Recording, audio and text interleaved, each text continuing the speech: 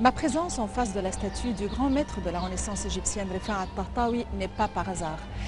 Aujourd'hui, nous sommes invités à nous plonger dans le monde d'une de ses descendantes, faisant partie de la 5e génération de ses petits-enfants. Une femme imbibée, comme je l'ai décrit, ou je le décrirai par la suite dans l'émission, de littérature, de poésie, de beauté, d'art et d'éloquence verbale. Il s'agit du docteur Noha Abouzdera.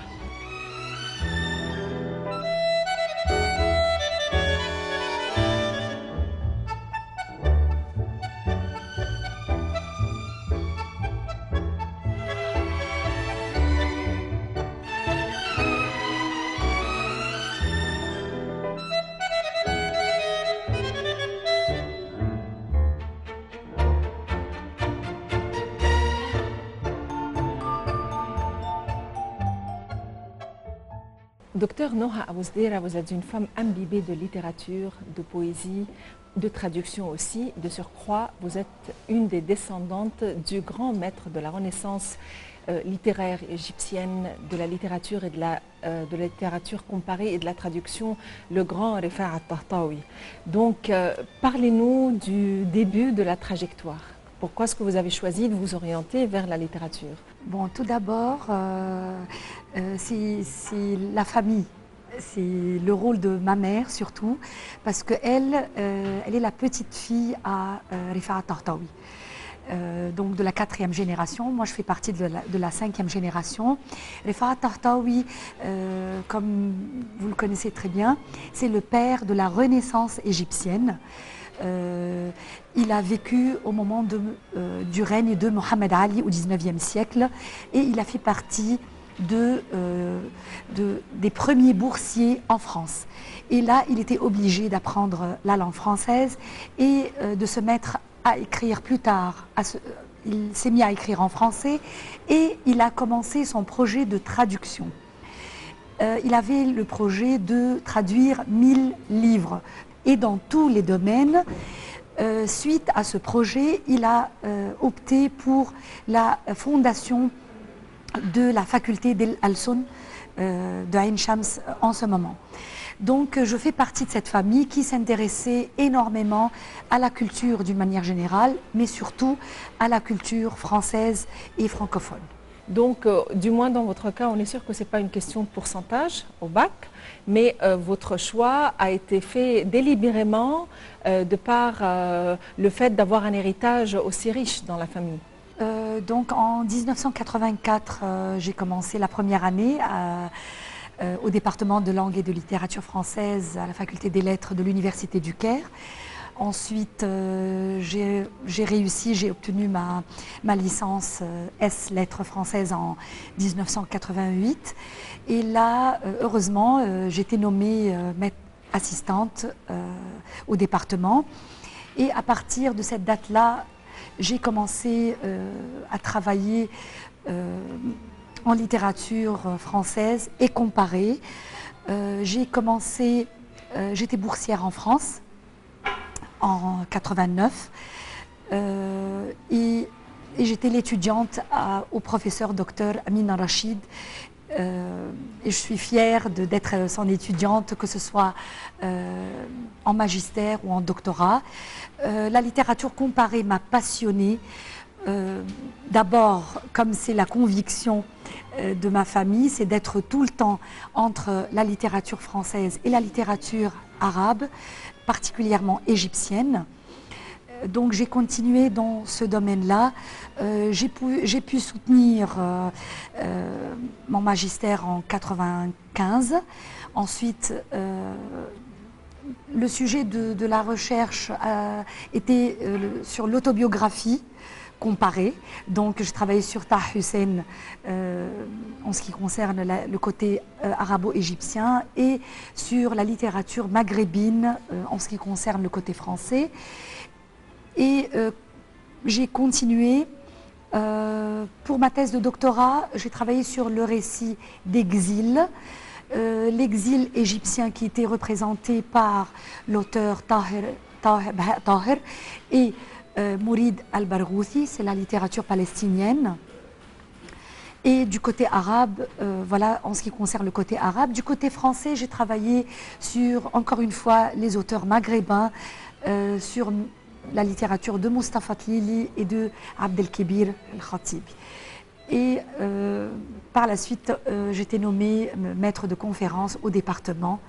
Et voilà, je continue à traduire, à publier des recherches et à enseigner à l'Université du Caire. Donc la littérature comparée est une vocation et Amin Ar-Rachid est un très grand nom dans le domaine de la littérature. Qu'est-ce que sa tutelle vous a rapporté? On peut parler plutôt de parrainage et de tutelle et pas seulement de professorat. Alors, parler de Amin Ar-Rachid est très difficile. Bon, pour moi, Amin Ar-Rachid, c'est mon professeur, avec tous les aspects que peut traduire le mot professeur. Donc, c'est une mère aussi pour moi. Elle m'a formée, elle m'a marquée. J'ai travaillé avec elle au moins 20 ans de ma vie, donc à peu près la moitié de ma vie. Je n'ai connu que Amin Ar-Rachid comme professeur. Donc, bien sûr, je n'oublie pas mes chers professeurs, Ramda Sabri, Aziza Saïd, Dominique Combe. Je n'oublierai jamais Dr Samia Assad, Dr Guzine Gaudat, Tahani Omar, mais Amin Ar-Rachid, c'est mon professeur et je suis son étudiante.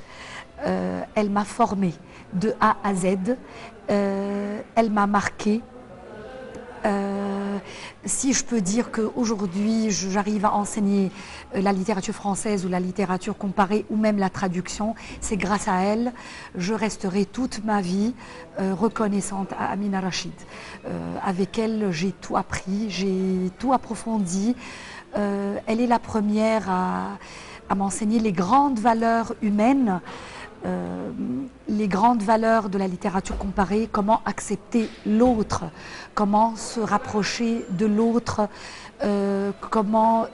qu'est-ce que c'est que la démocratie. Tout le monde parle maintenant de la démocratie. C'est avec elle que j'ai appris comment est la démocratie, puisque elle m'a acceptée telle que je suis, avec mes principes, mon caractère. Parfois difficile, parfois têtue. Elle m'a acceptée telle que je suis. Elle n'a jamais essayé d'imposer ses règles de vie, ses convictions politiques.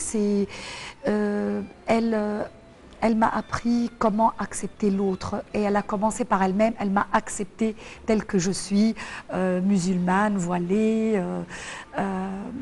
Voilà. Donc c'est formidable d'avoir un tel professeur. Est-ce que les professeurs d'aujourd'hui, d'après vous, sont les professeurs qui exercent un parrainage ou une tutelle pour les élèves, ou est-ce que c'est juste un enseignant qui fait son travail? Je pense qu'on continue quand même à assumer ce rôle. Bon, bien sûr, il y a toujours quelques exceptions. Je parlerai de l'Université du Caire que je connais le mieux.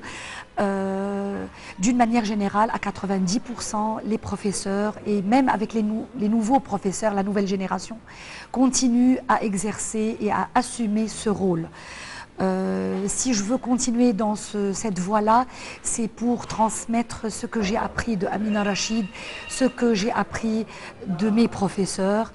Donc mon but, le but de ma vie, c'est de continuer à faire la même chose que Amin Ar-Rachid et que mes professeurs. Il y aura toujours quelques exceptions, mais d'une manière générale, on veut assumer ce rôle. On ne veut pas que l'Université du Caire chute. Avec tout ce qu'on entend dire par rapport aux universités privées, je salue la présence de ces universités, mais je tiens avec mes collègues, avec mes professeurs, à garder l'Université du Caire, notre département de français, au même rang universel et international, dans les premiers rangs. L'Université du Caire, malheureusement, il y a 2 ans, a chuté et ne fait plus partie du classement des 500 meilleures universités du monde. Et j'ai appris par la suite qu'elle est remontée de nouveau. Qu'est-ce qui a fait que l'université a chuté et est sortie de ce classement mondial? Bon, elle a chuté, non pas pour la qualité de l'enseignement, je vous assure, mais c'est peut-être pour les conditions de travail, c'est-à-dire comment les salles, par exemple, ou les amphithéâtres sont entretenus, comment les trottoirs à l'intérieur de l'université sont entretenus, comment est l'état des bibliothèques. Mais donc là, les conditions matérielles ont fait que le rang de l'Université du Caire a dû baisser. Donc c'est les conditions matérielles. Mais en ce qui concerne la qualité des professeurs, la qualité des recherches, ou tout ce qui a rapport avec le pur enseignement, c'est pas ça la cause, au contraire. C'est ce qui nous fait en ce moment remonter encore une fois, c'est la qualité des recherches et c'est la qualité des professeurs qui prennent maintenant la relève. J'étais moi-même étudiante à la faculté des lettres et je me rappelle qu'à l'époque, enfin il y a des décennies, que les professeurs se plaignaient et disaient que de plus en plus on a une chute de niveau, surtout quand ça a trait à l'enseignement élémentaire. Donc, est-ce que vous trouvez que cette baisse est toujours en cours ou il y a eu quand même une amélioration? Tout à fait. Ça, c'est un gros problème. Il y a une baisse générale, mais c'est un phénomène qui ne correspond pas simplement à l'enseignement de la langue française en Égypte, mais qui est généralisé. C'est un phénomène qui a rapport à l'enseignement d'une manière générale en Égypte, au Caire et dans les écoles dites bilingues, les écoles françaises d'Égypte. Donc nous nous plaignons bien sûr, mais dès la première année, on essaye tout de suite à remédier à ce problème en intensifiant l'enseignement de la langue, de la grammaire, de l'oral. On donne beaucoup d'importance en ce moment à l'oral et aux études appliquées. Mais cette génération, elle a aussi ses avantages, c'est qu'il y a moins de problèmes avec les livres. Très facilement, cette génération peuvent très facilement obtenir les livres en français, se mettre sur Internet, communiquer avec la France, communiquer avec les pays francophones, le Canada, la Suisse. Donc on arrive plus facilement à remédier à ces problèmes.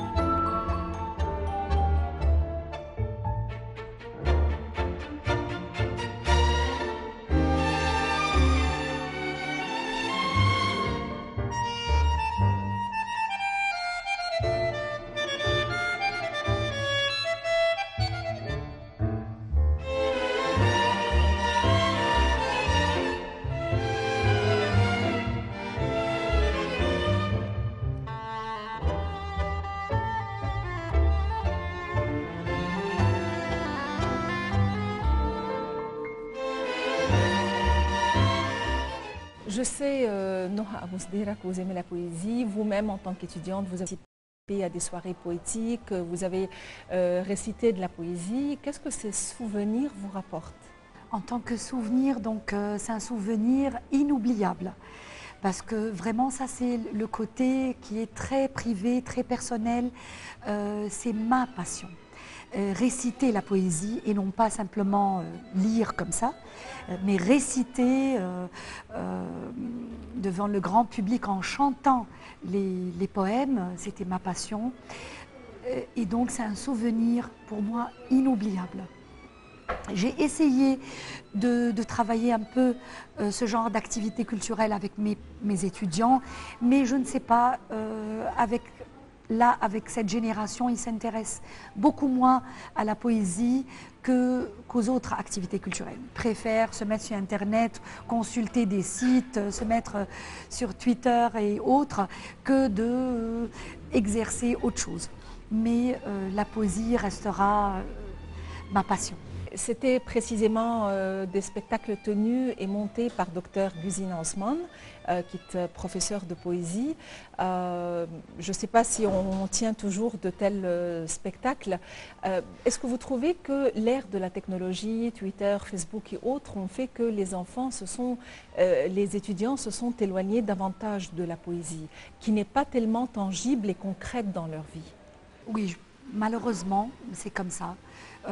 Avec les nouvelles techniques, tous ces supports des médias, donc attire plus tout ce qui a rapport à l'image, attire plus les étudiants, même les professeurs maintenant, que de se mettre à lire ou à chanter la poésie, à écouter la musique. Donc c'est l'image qui remporte maintenant sur le papier. Nous avions aussi Dr Taheni Omar Mahassi, si vous vous souvenez bien de Dr Taheni.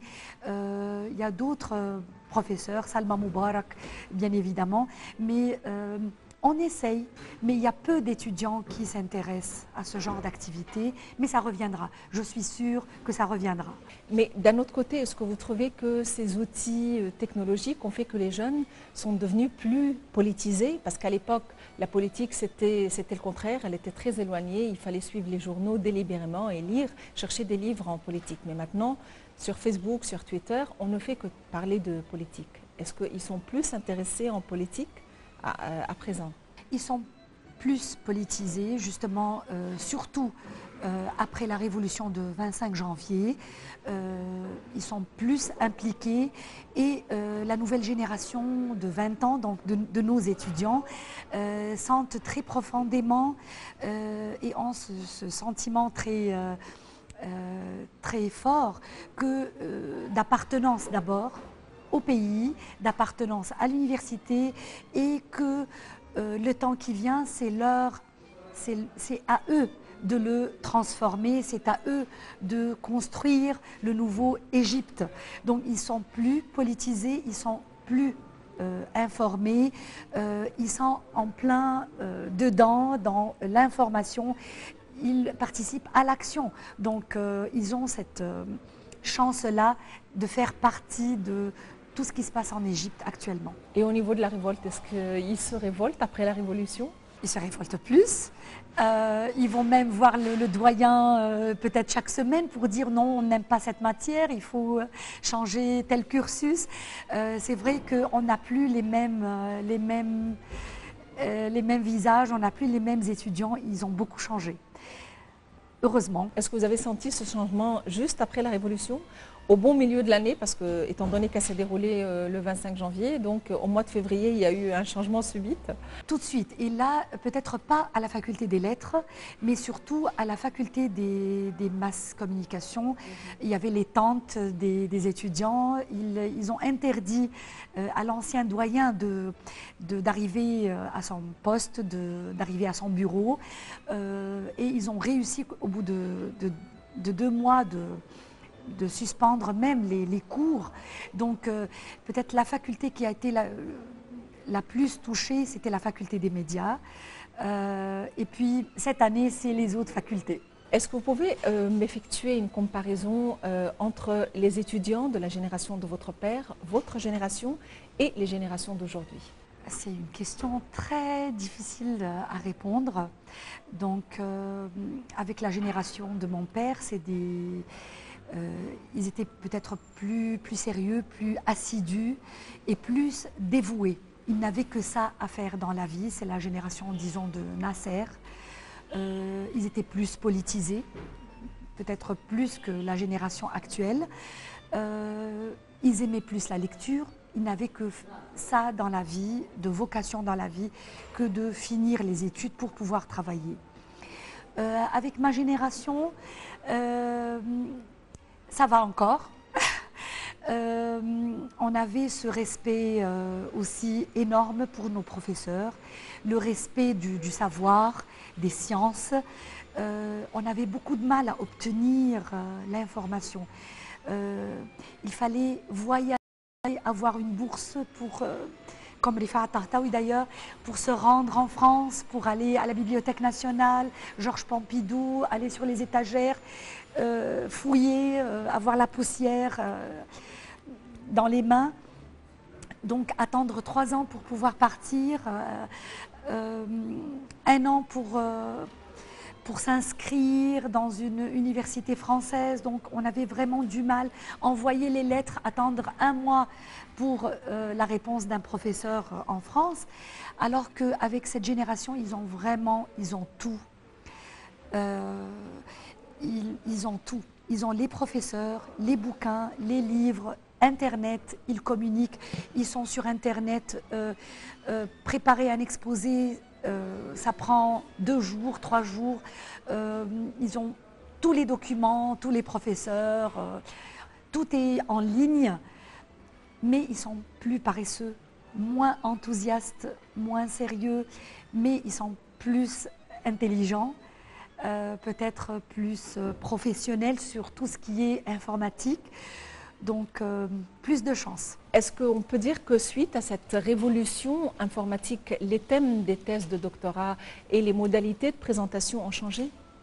Tout à fait. Donc maintenant, ça a changé en tout et pour tout. D'abord, le choix du sujet a changé. On s'intéresse moins à ce qui est littérature classique, XVIIe siècle. Maintenant, on cherche à travailler sur la presse française ou égyptienne qui porte sur la révolution de 25 janvier ou à faire une étude comparée entre les récits publiés ou les articles de journaux publiés en France, en Égypte, en Tunisie par exemple. Donc le choix du sujet est différent. Le choix du professeur est différent. Maintenant, on abandonne, de notre génération, on cherchait les professeurs les plus vieux parce qu'on cherchait cette expérience qu'ils ont derrière eux. Mais la nouvelle génération, ils cherchent les professeurs les plus jeunes, les professeurs qui viennent de soutenir leur doctorat. Et on s'éloigne des professeurs qui ont... Bon, ou travailler avec les deux, donc avoir 2 professeurs, la co-tutelle, donc avoir un professeur qui a une certaine expérience et un jeune.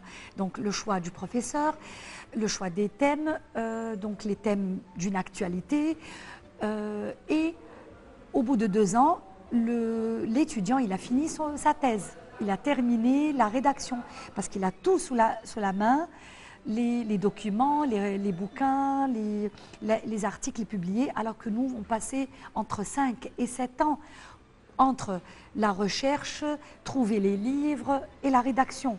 Donc maintenant, si je me mets dans la peau d'un professeur, et je le suis, si j'ai à diriger une recherche, je serai très très fière et très contente parce que je suis sûre que mon étudiant va terminer sa thèse au bout de 2-3 ans maximum.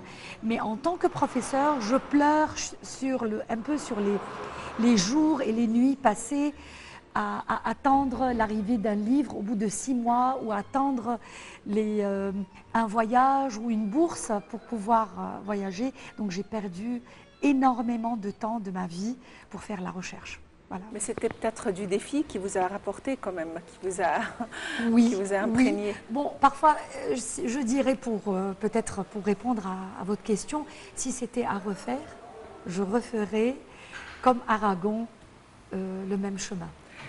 D'une façon manuelle, pas numérique. Docteur Noha Abou-Sdeira, parmi vos activités, vous êtes aussi coordinatrice au Centre national de la traduction. Parlez-nous du rôle que vous jouez ici. Bon, le Centre national de la traduction, c'est un des départements, disons, du ministère de la Culture